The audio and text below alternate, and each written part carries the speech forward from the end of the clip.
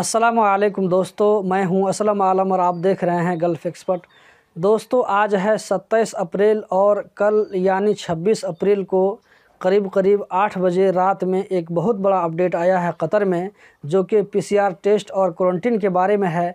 तो आज की वीडियो में मैं आप लोगों के साथ में वही शेयर करने वाला हूं। तो काइंडली इस वीडियो का आखिर तक ज़रूर देखें ताकि आपको पूरी जानकारी मिल सके। अगर आप कतर में रहते हैं या कतर जाना चाहते हैं, इसी तरह अगर आपका कोई दोस्त कतर जाना चाहता है तो उनके लिए ये इन्फॉर्मेशन बहुत ही ज़रूरी है। तो उनके साथ भी वीडियो को शेयर करें ताकि उनको भी ये जानकारी मिल सके।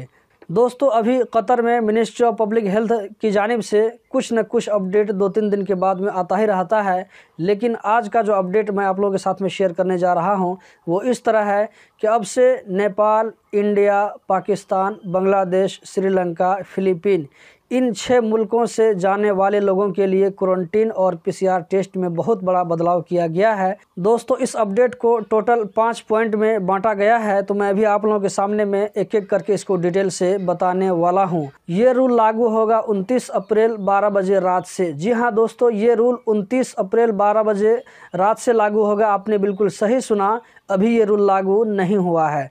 29 अप्रैल रात 12 बजे के बाद से जब ये रूल लागू हो जाएगा तो उसके बाद इन 6 मुल्कों में से अगर कोई भी आदमी कतर जाता है तो उसके पास में पीसीआर का नेगेटिव सर्टिफिकेट होना चाहिए और ये टेस्ट 48 घंटा के अंदर अंदर होना चाहिए। पहले 72 घंटा था, लेकिन अब जो है 48 घंटा कर दिया गया है। बगैर पीसीआर टेस्ट नेगेटिव के आप फ़्लाइट में नहीं बैठ सकते हैं, इसकी इजाज़त नहीं होगी। दूसरा पॉइंट ये है कि कतर पहुंचने के बाद अगर आपका होटल क्वारंटीन है तो उसके लिए आपको 10 दिन रुकना पड़ेगा होटल क्वारंटीन में, और अगर मुकैनिस में है तो 14 दिन। आप में से जिन भाइयों ने अगर 7 दिन के लिए क्वारंटीन किया था तो वो जो है डिस्कवर कतर के ज़रिए कांटेक्ट करके आप जो है 10 दिन करवा लें। जो भी सूरत हो अपनी कंपनी से बात करके इसको जो आप फिक्स करा लें ताकि आपको कतर जाने के बाद में कोई प्रॉब्लम न हो। तीसरा पॉइंट ये है कि इन 6 मुल्कों में से अगर कोई शख्स कतर पहुंचता है तो उनमें से किसी का भी होम क्वारंटीन नहीं होगा, अगरचे उसको कोविड-19 की वैक्सीन का दोनों डोज लग चुका हो, चाहे कतर में या कतर से बाहर, या ये कि आपको कोरोना हुआ था, आप कोरोना से ठीक हो गए हैं, सर्टिफिकेट है, फिर भी आपको होटल क्वारंटीन या मुकैनिस में ही रहना पड़ेगा, होम क्वारंटीन नहीं होगा। चौथा पॉइंट ये है कि आप जिस दिन कतर पहुँचेंगे तो उसी दिन आपका पीसीआर टेस्ट होगा। उसके बाद फिर आपका एक बार बीच में पीसीआर टेस्ट होगा और फिर क्वारंटीन ख़त्म होने से पहले आपका पीसीआर टेस्ट होगा।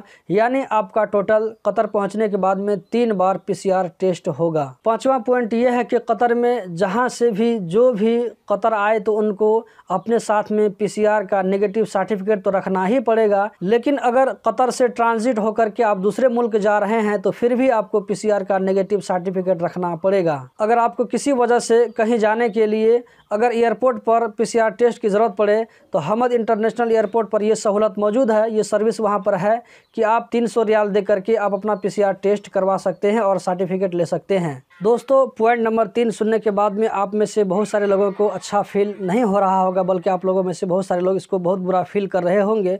इसकी वजह यह है कि इससे पहले ये रूल ये था कि अगर आप में से कोई आदमी कोरोना की वैक्सीन का दोनों डोज लगवा कर घर जाते हैं, या ये कि आप में से अगर किसी को कोरोना हुआ था और अगर वो छुट्टी में घर जाता है तो वापस होने पर उसको क्वारंटीन में नहीं रहना पड़ेगा, लेकिन अब ये रूल ख़त्म कर दिया गया है। अब तमाम लोगों को क्वारंटीन में रहना ही पड़ेगा।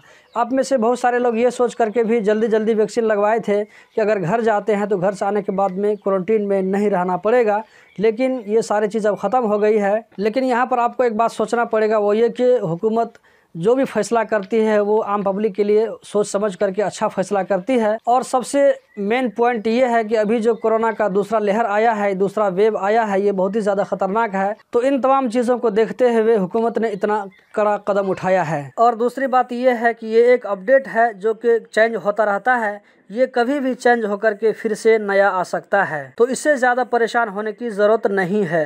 दोस्तों, मुझे बहुत खुशी हो रही है कि मैंने रमज़ान के शुरू में जो क्विज़ कंपटीशन के बारे में आप लोगों को बताया था, इनमें पार्टिसिपेट होकर के आप लोगों में से 2 लोगों ने इस इनाम को जीता है, इस प्राइज़ को जीता है। इसके लिए मुझे बहुत खुशी हो रही है।